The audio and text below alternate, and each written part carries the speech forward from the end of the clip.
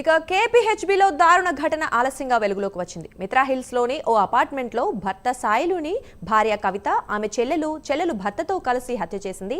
అనంతరం నివాసానికి సమీపంలో సాయిలు మృతదేహాన్ని పూడ్చిపెట్టింది. అనంతరం స్వగ్రామమైన పాతలింగయ్యపల్లికి వెళ్లి తన భర్త ఇసుక పనికి వెళ్లి తిరిగి రాలేదని చెప్పింది. అనుమానం వచ్చిన సర్పంచ్ కృష్ణయ్య కవితను నిలదీయగా అసలు నిజం బయటపడింది.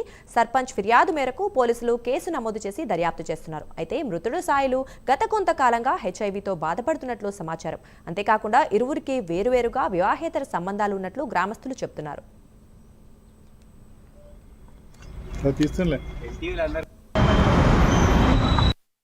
ఒక కంప్లైంట్ వచ్చింది, అనుమానాస్పదాల్లో ఒకరు చనిపోయారు అని చెప్పేసి. ఆ కంప్లైంట్ విచారణలో ఇక్కడ సీన్కి వచ్చినాము. అతను చంపి పూడ్చిపెట్టిరని తెలుస్తుంది. కేసు నమోదు చేసుకొని దానిపై విచారణ జరిపి మళ్ళీ మీకు చెప్తాను. Thank you.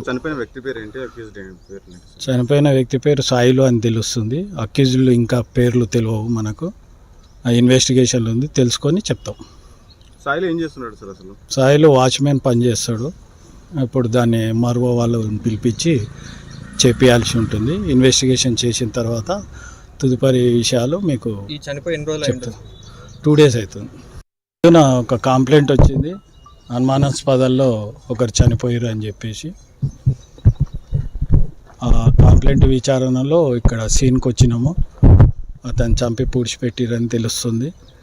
కేసు నమోదు చేసుకొని దానిపై విచారణ జరిపి మళ్ళీ మీకు చెప్తాను. Thank you. చనిపోయిన వ్యక్తి పేరు ఏంటి? చనిపోయిన వ్యక్తి పేరు సాయిలు అని తెలుస్తుంది. అక్యూజ్లు